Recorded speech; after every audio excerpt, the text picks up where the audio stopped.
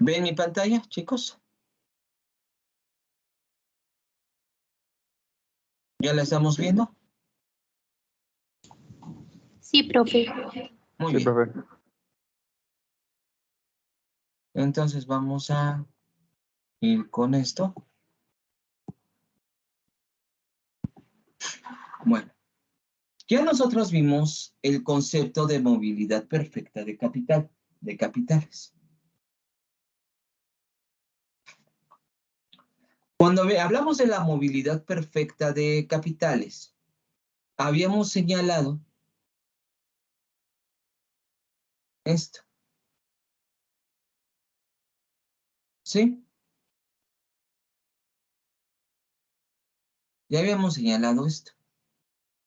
¿Sí? Que esto sea igual a cero en la movilidad perfecta de capitales de tal forma que solamente la tasa de interés de nosotros sea igual a la tasa de interés internacional.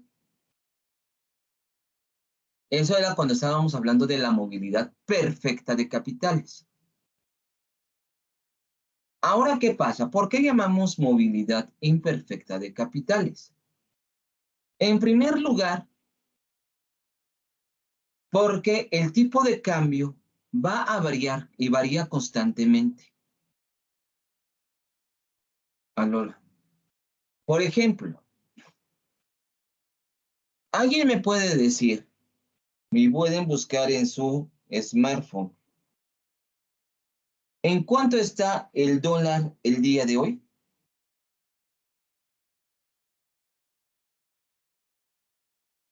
¿Alguien me puede decir en cuánto está el dólar? A 20.04 pesos. A 20.04 pesos. Es decir,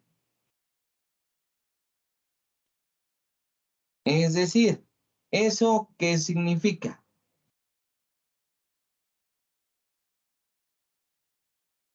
¿Qué significa?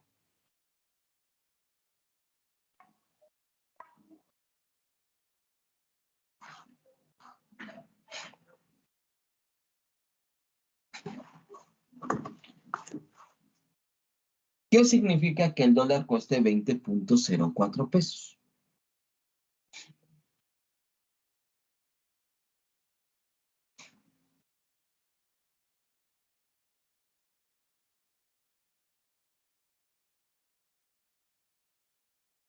Vamos a ver, supongan que van a comprar un libro que les pidió un profesor.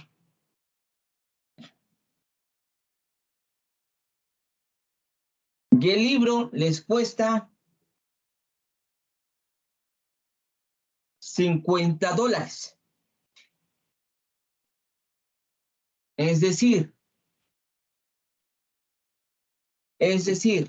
en términos de pesos mexicanos,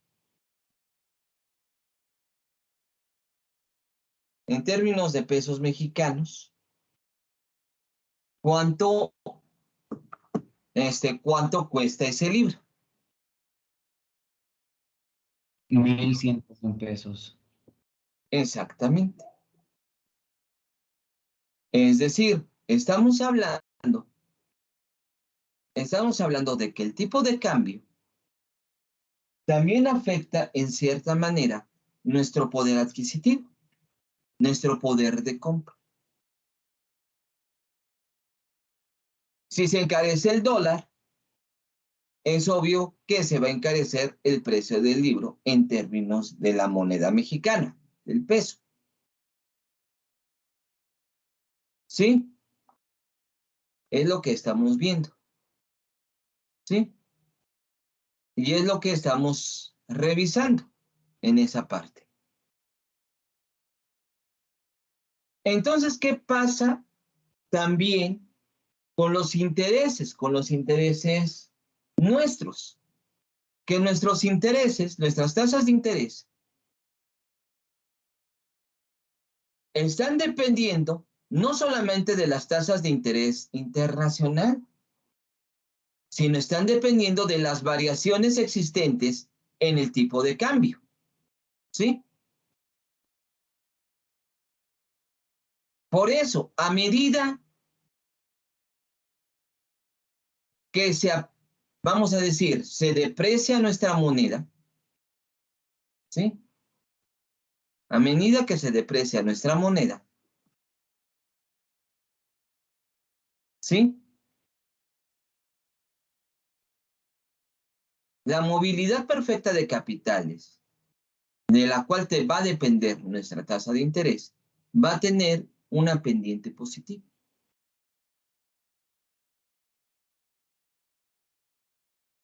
Es decir, si nos ubicamos en el punto donde está mi flecha, la tasa de interés de movilidad perfecta de capital va a estar por encima de la tasa de interés interna donde cruzan la curva de mercado de bienes y la curva de mercado de dinero. Pero es la que está en las condiciones de equilibrio externo de nuestra economía.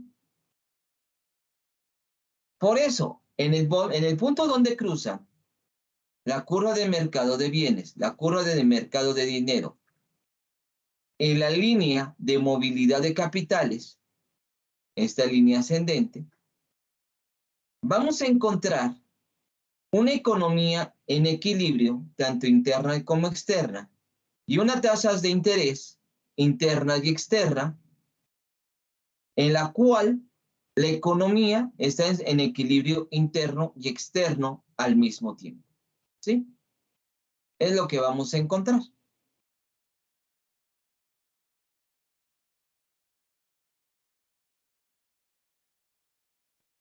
¿De acuerdo? Para poder entender esta parte de la movilidad de capitales, tenemos que entender otros dos aspectos. ¿Hasta aquí alguna pregunta, duda, chicos?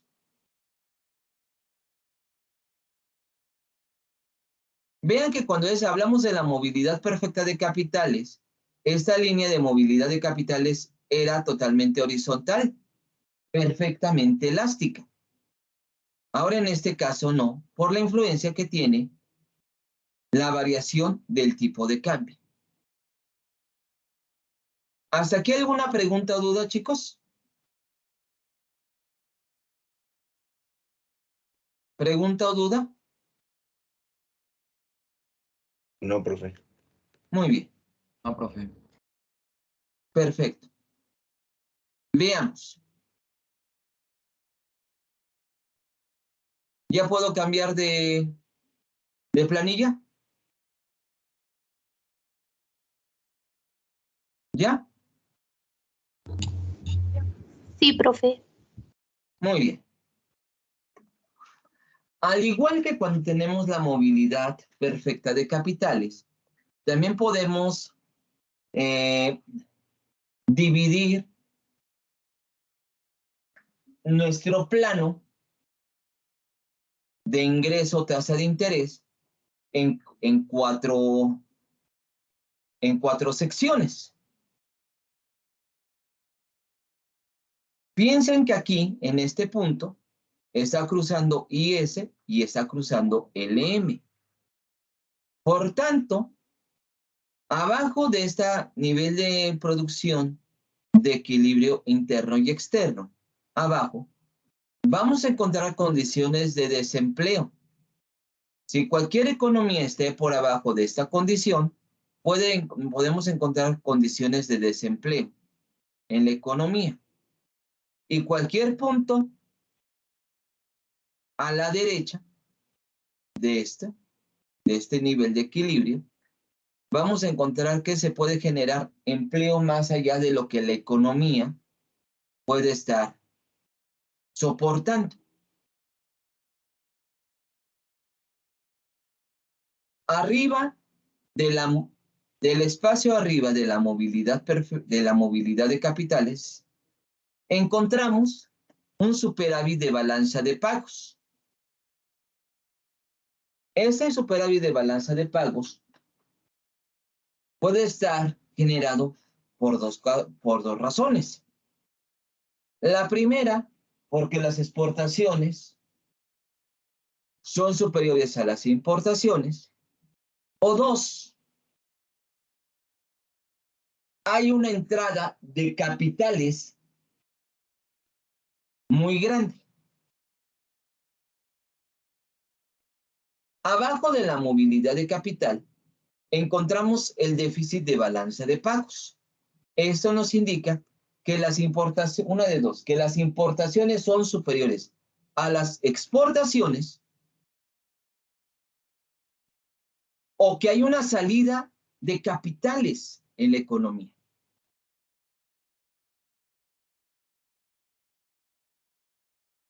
De igual forma, no cambia nuestra fórmula del tipo de cambio fijo, donde vemos que la política monetaria es el resultado de las políticas del mercado de bienes, ya sea una devaluación o una política fiscal expansiva.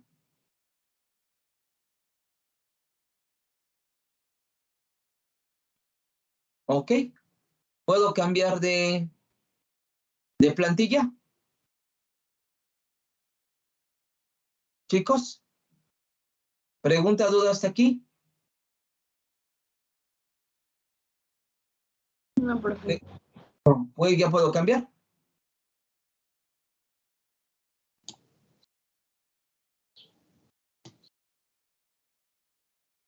Ahora, bajo tipo de cambio flexible, no cambian las condiciones de desempleo o de exceso de empleo o de superávit o déficit de balanza de pagos, sino que además se le suman otras condiciones.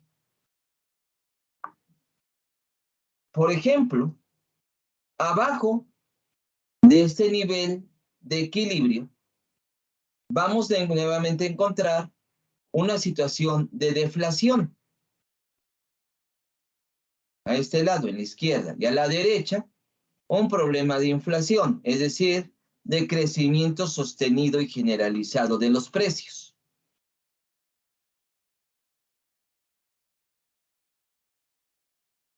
Arriba de la movilidad de capitales, encontramos una situación de apreciación de la moneda. Y abajo de depreciación.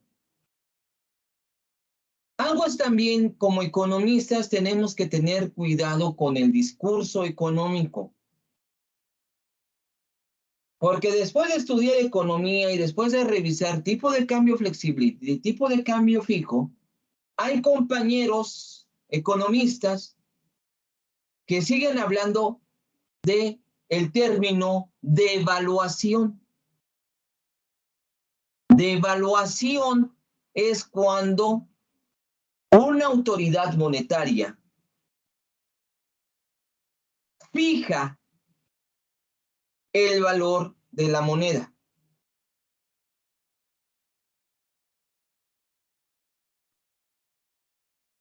Hablamos de depreciación cuando la moneda está regida por el mercado de divisas. Luego hay compañeros que aun a sabiendas que vivimos en un régimen de tipo de cambio flexible, hablan, es que el gobierno devaluó la moneda. El gobierno no devalúa la moneda. Es que ha habido una devaluación de la moneda. No existe la devaluación de la moneda.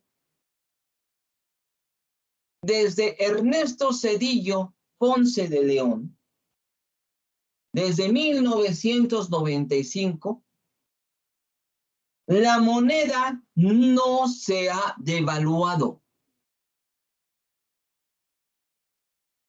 La moneda se ha depreciado. Son conceptos diferentes. Algunos van a decir, ¿y qué no es lo mismo? No, no es lo mismo. Y no es lo mismo porque desde 1995 la moneda mexicana vive bajo el régimen de tipo de cambio flexible. Es decir, el tipo de cambio, en este caso, es resultado de la política monetaria principal. Eso algunos le llaman, en algunos textos, como flotación sucia, porque aquí la autoridad sobre la moneda es el Banco Central, en nuestro país, el Banco de México. El Banco de México no fija el valor de nuestra moneda, pero sí puede tener objetivos sobre el valor de la moneda, pero no la fija. De igual forma, no puede fijar una tasa de interés, pero sí tener objetivos sobre la tasa de interés. Y eso ya depende de muchos aspectos. Del déficit de balance, del déficit de superávit de balanza de pagos, si se busca apoyar al gobierno en alguna política de generación de empleos, o tal vez evitar desempleo, en todo caso, evitar un problema de deflación o inflación en la economía, pero no puede fijar ni tasas de interés, ni el valor de la moneda. Eso queda claro. No sé si ya aquí con esto alguna pregunta o duda.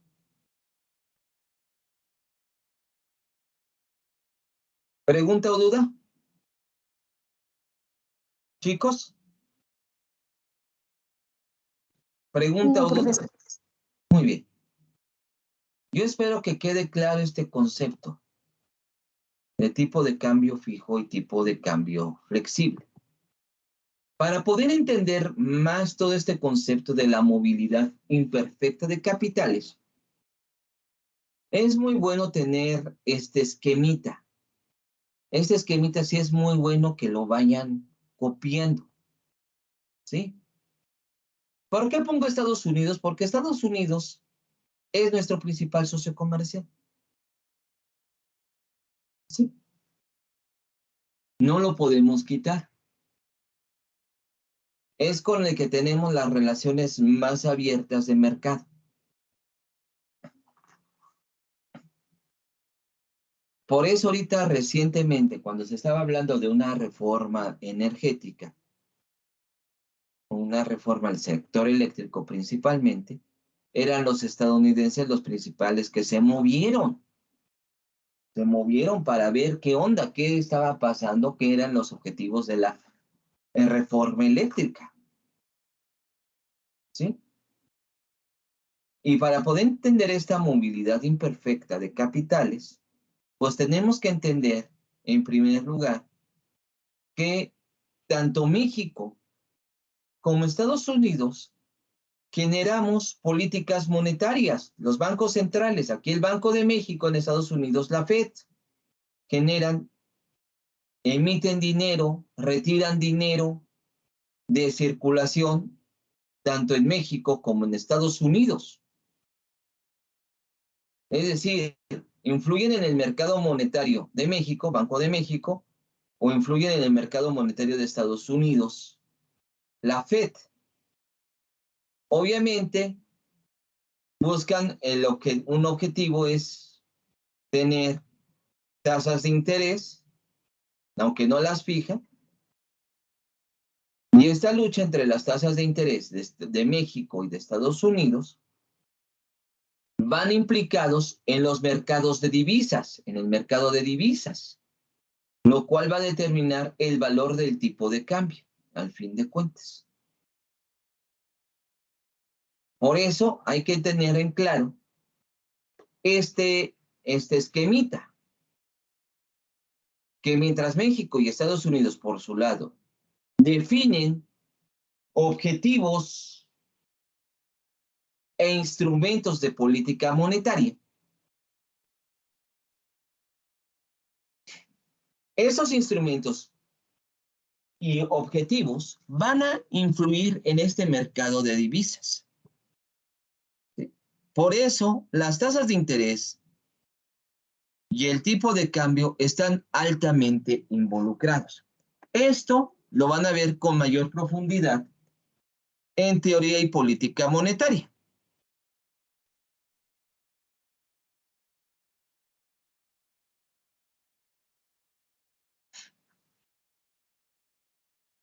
También para poder entender nuestro esquema y nuestra lógica. Esto ya lo conocemos. Esto ya lo conocemos.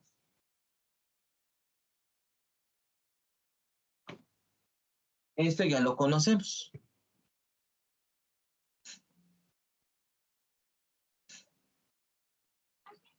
Lo único que hice aquí fue voltearlo. Espero que quede claro que lo volteé. Es el mismo esquema. ¿Sí? Nada más aquí. Esto es precisamente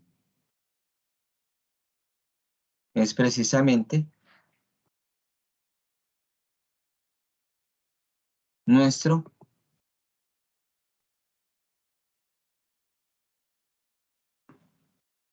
I sub 0, que es este.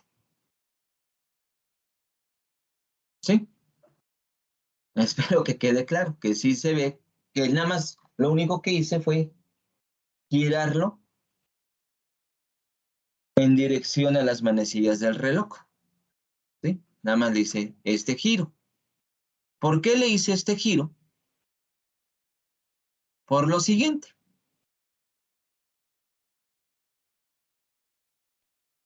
Para ampliarlo. Ese es el chiste, ampliarlo. Ampliarlo para ver cómo la política monetaria, nuestra política monetaria, está íntimamente relacionada con la política del tipo de cambio. Esta línea, esta curvita, es lo que se le llama la rentabilidad de los depósitos en dólares. Y esta línea vertical, que está en verde, es la rentabilidad de los depósitos en pesos. ¿Qué define esta rentabilidad de los depósitos en pesos? Pues nuestra tasa de interés.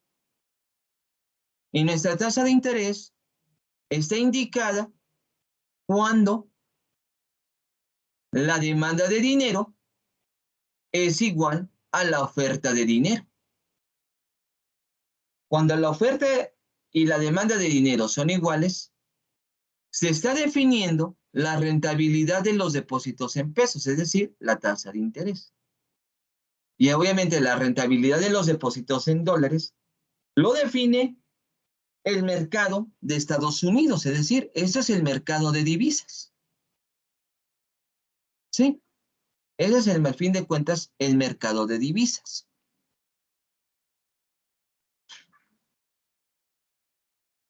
Ahora, ¿qué pasaría si Estados Unidos aumenta su oferta monetaria?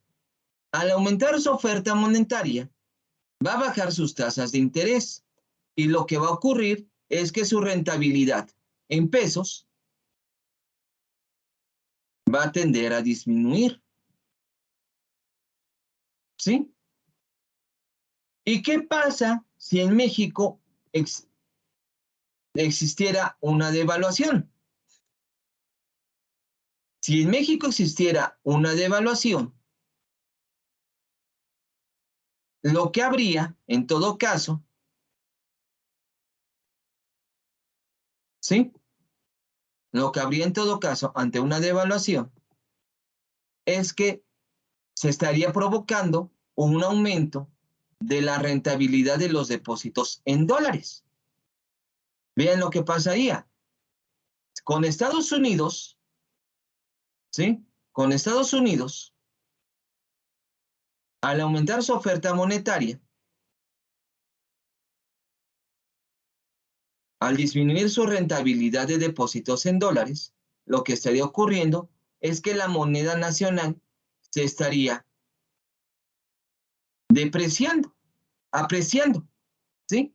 Es decir, los dólares se hacen más baratos en términos de la moneda mexicana. Si se devalúa, aumenta la rentabilidad de los depósitos en dólares. Y entonces, ¿qué estaría pasando? Lo que estaría pasando, al fin de cuentas, es que se devaluó la moneda y se encarece el precio del dólar. ¿Sí?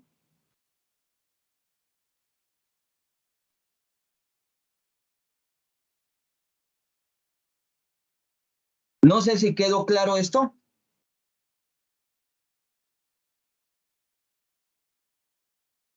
¿Quedó claro o no quedó claro? Díganme, chicos. ¿Duda, pregunta?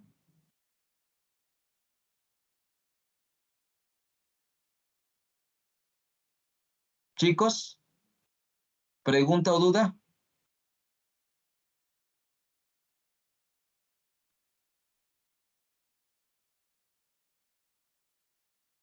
No, profe, ninguna. Ok. ¿Puedo cambiar de plantilla?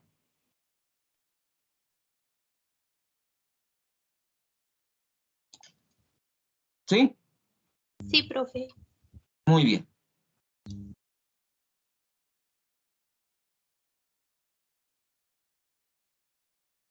Entonces, ¿qué es lo que pasa? Ahora vamos a revisar, ya entendido eso, vamos a revisar qué pasa bajo el régimen de tipo de cambio fijo.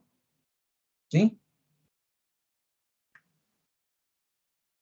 Vamos a ver una devaluación, como ya se ha comentado, una devaluación. La devaluación, ¿qué provoca? ¿Qué provoca una devaluación? Una devaluación o el fin de una devaluación, por lo regular, es encarecer los bienes importados. Es mejorar las condiciones de intercambio comercial. ¿Sí? Esa es la finalidad. Al mejorar los términos de intercambio, es decir, reduciendo las importaciones a través de la devaluación, la curva de mercado de bienes se expande hacia la derecha, se va hacia la derecha. En este caso, de IS a IS'. ¿Sí? Ubicándose la economía en un equilibrio interno del punto A al punto B. Pero en este punto B ya no hay un equilibrio, ya no hay un equilibrio externo. Lo que hay es nada más ese equilibrio interno, porque la IS, el mercado de bienes y de dinero de nuestra economía, están en equilibrio. Pero no ocurre en el lado con el equilibrio externo. ¿Por qué? Porque este punto B nos está indicando que hay una tasa de interés que está por encima de la movilidad de capital. Eso nos indica que la balanza de pagos es superavitaria. ¿Sí? La balanza de pagos es superavitaria. Y esto puede presentar un punto en que hay una entrada de capitales. Puede haber una entrada de capitales. ¿Por qué? Porque si nuestra tasa de interés está por encima de las condiciones de movilidad de capital, está diciendo que para todos aquellos que invierten en acciones, en bonos y todo eso, sale más redituable invertir en nuestro país que invertir en otros países. Y entonces se deshacen de activos de otros países para comprar activos de nuestra economía. Pero ¿qué pasa si no habría activos suficientes? Este proceso de entrada de capitales también está provocando otro aspecto por parte del público y por parte de estos inversionistas, que es un incremento en la demanda de dinero. Es decir, me voy a ir a una anterior. Me voy a ir, por ejemplo, a esta. Un incremento en la demanda de dinero, ¿qué hace? ¿Qué hace un incremento en la demanda de dinero? Esto.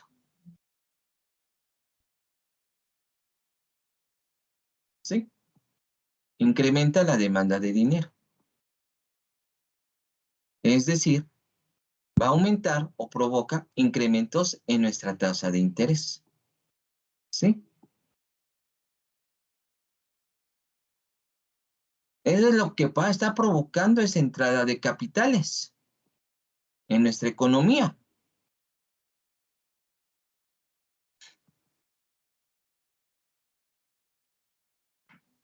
Es decir, está generando un desequilibrio externo.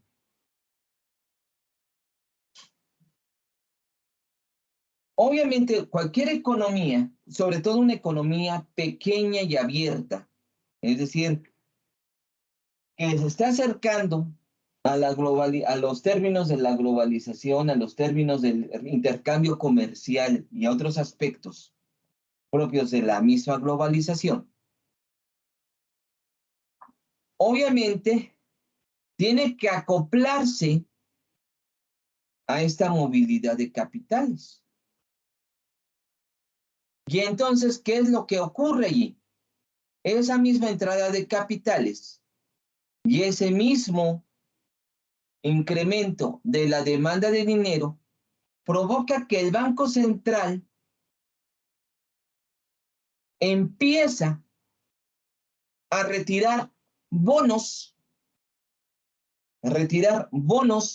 del público, ¿sí? En operaciones de mercado abierto.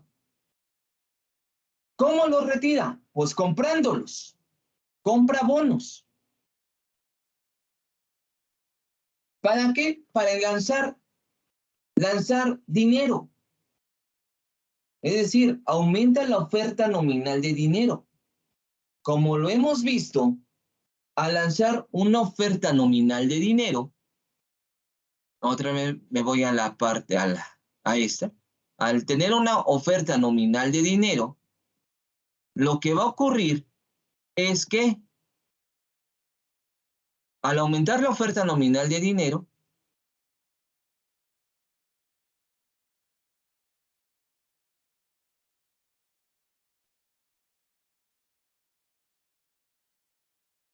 los saldos reales aumentan,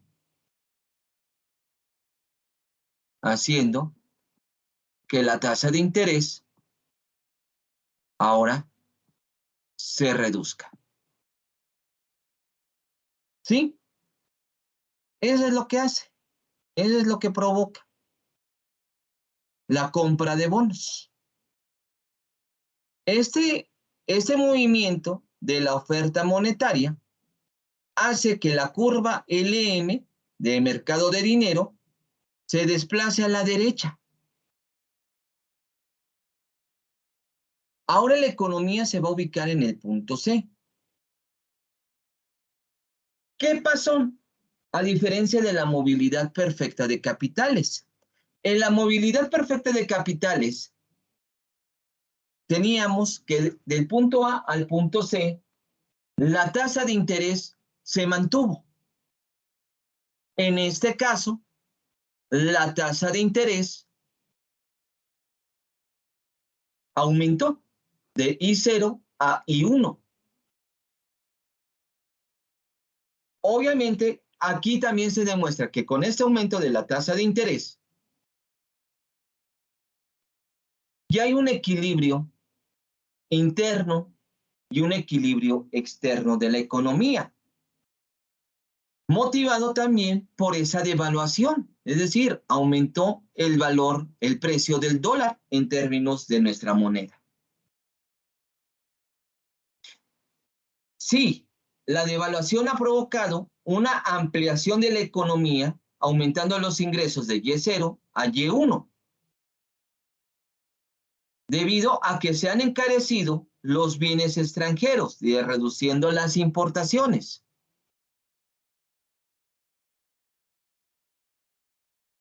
Pero también hay una situación. ¿Sí se acuerdan que a la derecha de Y0 había un punto que se llamaba exceso de empleo? Es decir, con esta política de devaluación que se movió primero el mercado de bienes y después el mercado de monetario, se está promoviendo la generación de empleo, mismo que puede soportar esta economía y llevar la economía de aquí hasta acá. ¿Qué pasa en términos de la demanda agregada? En nuestra demanda agregada tenemos nuestra curva de demanda, nuestra curva de oferta agregada. Acuérdense que nuestra curva de oferta agregada tiene una pendiente positiva. Por tanto, esto, el desplazar la economía del punto A al punto C, obliga a la demanda agregada a desplazarse a la derecha. Y aquí está precisamente el tema. ¿Por qué nos espanta el término devaluación?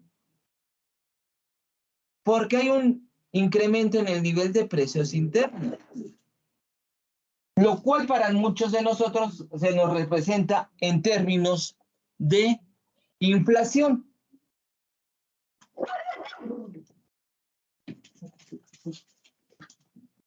¿Sí? En términos de inflación.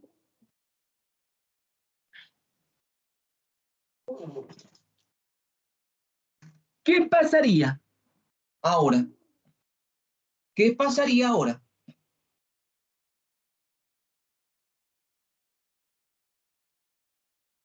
Con una política monetaria expansiva.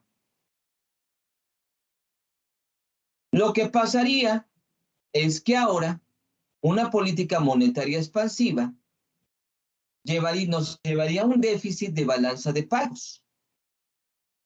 Ese déficit de balanza de pagos implicaría una salida de capitales. Para evitar la salida de capitales, el Banco Central tendría que revertir la política monetaria expansiva a través de la venta de bonos, de activos financieros, haciendo o regresando la curva LM a su posición original. ¿Sí? Por eso ahí se pone que una política monetaria expansiva o restrictiva tiene los mismos efectos que cuando hablamos sobre la movilidad perfecta de capital. Es decir, llega a ser infuncional en la economía. ¿Pregunta o duda hasta aquí? Chicos, ¿pregunta o duda? ¿Pregunta o duda, chicos? ¿Con esto?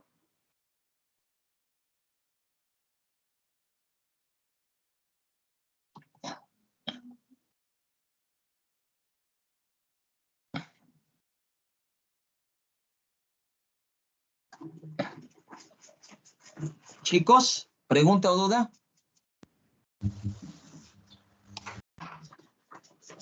¿Ninguna? ¿Todas? ¿Muchas?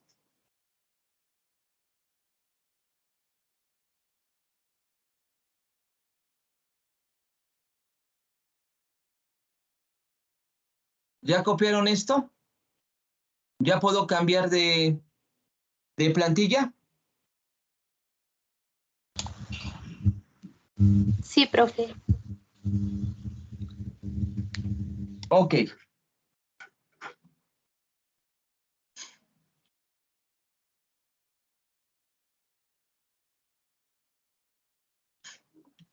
Ah, tengo un error.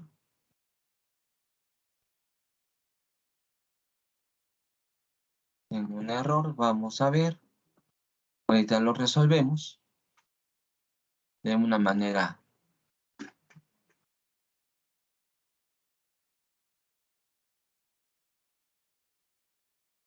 Vamos a ver, no. Esto no. Vamos a ver.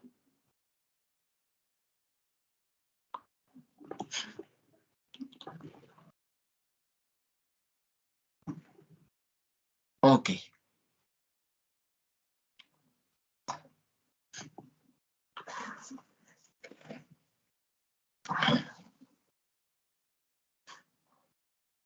Bien. Ahora, ¿qué pasa bajo el régimen de tipo de cambio flexible? Y ahí nuevamente pongo nuestra fórmula de tipo de cambio flexible. No cambia nuestra fórmula. Y vamos a entenderlo. Vamos a entenderlo.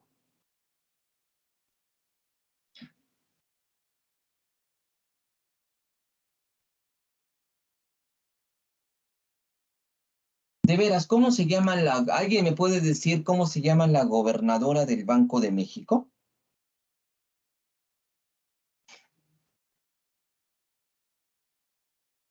¿Cómo se llama la gobernadora del Banco de México?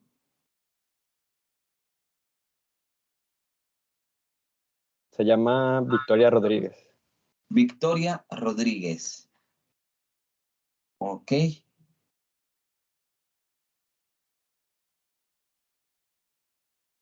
Muy bien. Con Victoria Rodríguez Ceja. Por tanto, aquí hay, en el punto B, vamos a decir, el Banco de México decide comprar bonos en mercado abierto. Eso provoca, al fin de cuentas, que aumente la oferta nominal de dinero. ¿Por qué? Porque a la compra de bonos, lo que está implicando es de retirar bonos de circulación para lanzar dinero a circulación, a través de depósitos, a través de cualquier otro esquema, haciendo que la curva de mercado de dinero se desplace a la derecha, es decir, en el punto A al punto B. Nuevamente en el punto B hay un equilibrio interno, pero no hay equilibrio externo, porque está por abajo, ahora la tasa de interés está por abajo de la movilidad de capital. ¿Sí?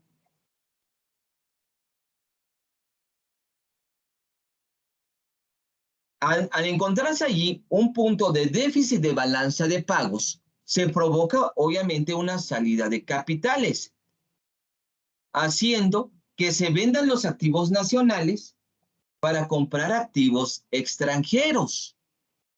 Pero ahora en este punto, con el tipo de cambio flexible, con la salida de capitales, se está provocando una depreciación de la moneda. La moneda se está depreciando. ¿Sí? Al depreciarse la moneda,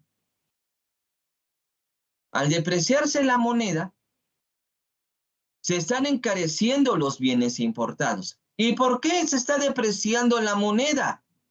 Ah, vamos con un esquema anterior.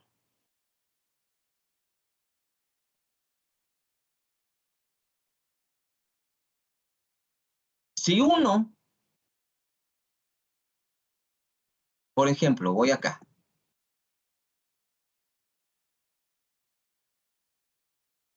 Al comprar bonos, se retiran bonos y aumenta la oferta de dinero. ¿Sí? Aumenta la oferta de dinero.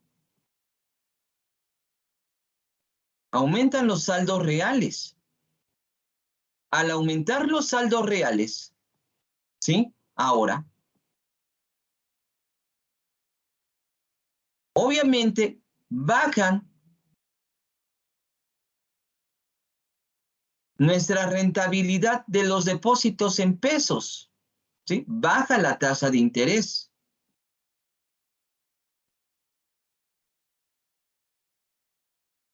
Se reduce la rentabilidad de los depósitos en pesos. Y al disminuir la rentabilidad de los depósitos en pesos, lo que se provoca es una depreciación de la moneda. ¿Sí?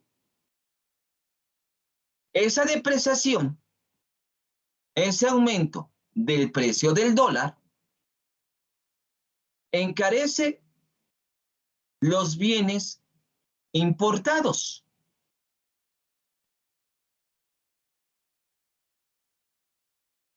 ¿Sí?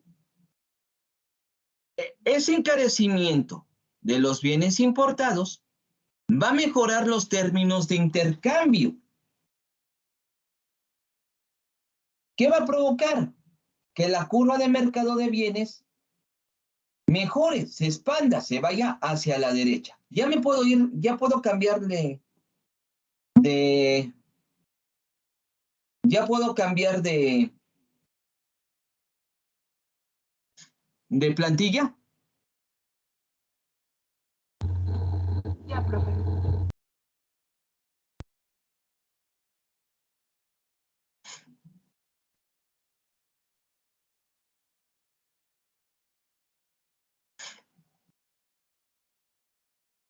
Es decir, al mejorar los términos de intercambios ante esa depreciación, la economía se desplaza del punto B al punto C. Es decir, de IS a IS'.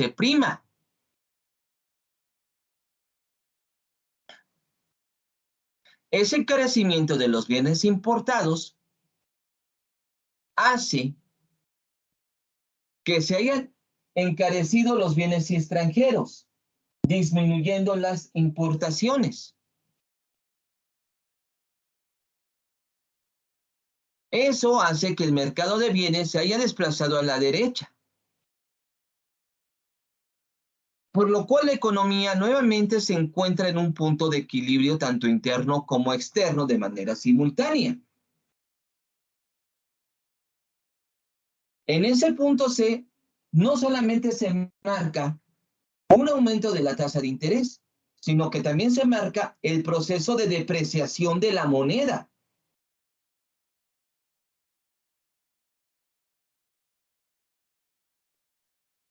Aquí estamos diciendo entonces que la política monetaria, nuevamente, bajo régimen de tipo de cambio flexible, es eficaz en el sentido de que mejora la economía, también se generan empleos.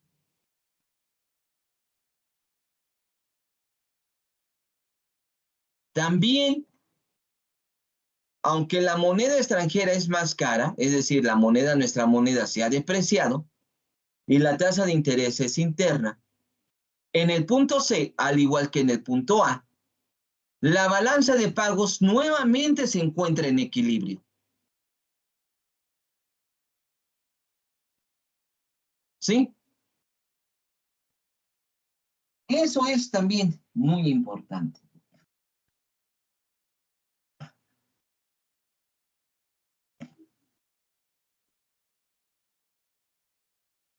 Eso es muy importante.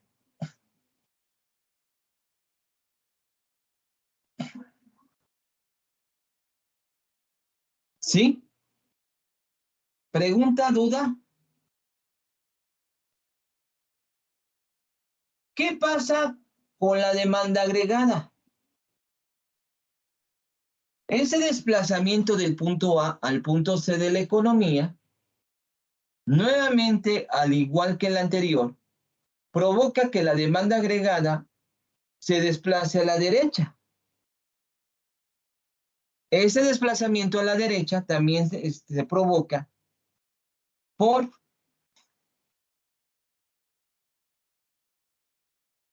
provoca que los precios se incrementen. Ya puesto que la curva de oferta agregada tiene una pendiente positiva. Debido a que la demanda agregada se desplaza a la derecha, obviamente hay este incremento de la economía y nuevamente un incremento en el nivel de precios. Eso es inevitable. ¿Sí?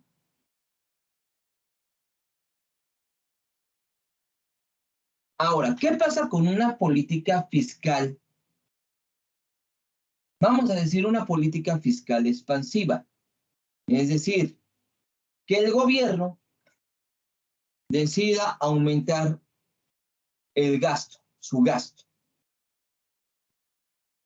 ¿Qué va a ocurrir?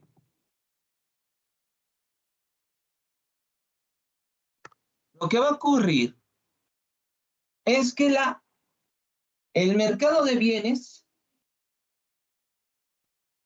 se desplaza a la derecha. La balanza de pagos va a ser superavitaria. Va a haber entrada de capitales. Pero esa entrada de capitales, ¿qué va a provocar? Va a provocar que ahora la moneda se aprecie. Es decir, se abaraten los bienes extranjeros, los productos extranjeros. Al abaratarse los productos extranjeros, lo que va a ocurrir, lo voy a poner de cierta manera acá, a ver, espero que. Aquí tengo IS,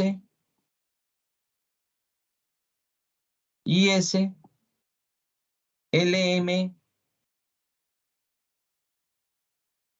y la movilidad de capitales, ¿sí?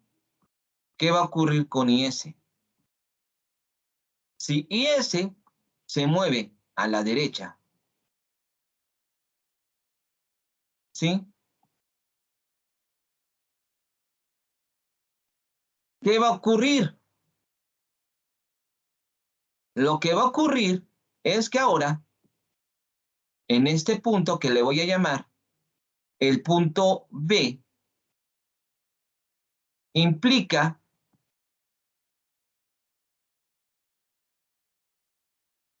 que hay un superávit de balanza de pagos, ¿sí? Un superávit de balanza de pagos.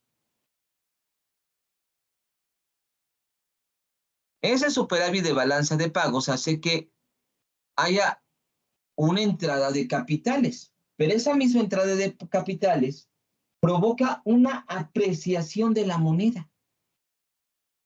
La apreciación de la moneda implica encarecer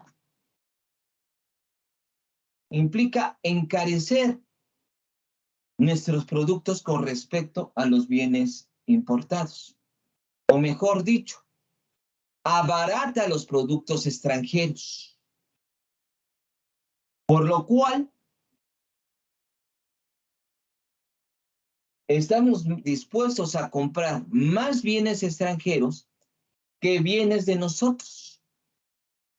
Eso empeora nuestras condiciones de intercambio.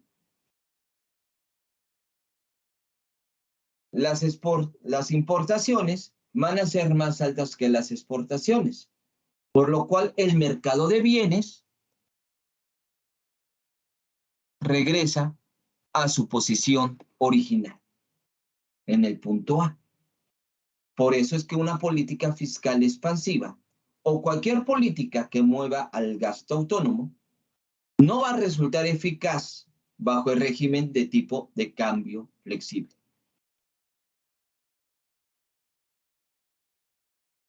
¿Sí? Eso es lo que va a pasar. Y eso es lo que va a ocurrir en la economía.